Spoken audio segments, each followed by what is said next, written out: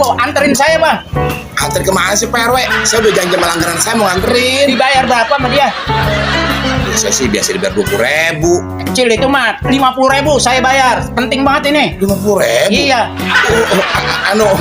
Iya sih. Dia juga suka nambahin sama saya.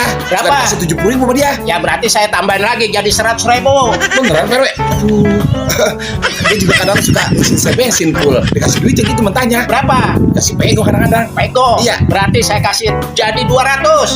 Beneran Pak RW? Iya, sebab ini penting banget bisnis ini. Kalau gitu saya nggak jadi nganterin langganan saya dah. Saya nganterin Pak RW aja. Betul. Mau nganterin kemana sih? Anterin saya sampai Buncit. Aduh, apa buncit? Lah, Nggak ada Pak RW. Cari-cari yang lain aja ya. Saya nggak mau Pak RW. Pak RW sendiri kan perut saya udah gendut. Kalau sampai buncit, meletup perut saya. yang lain, enggak. Ya salah paham. Maksudnya warung Buncit Jakarta Selatan.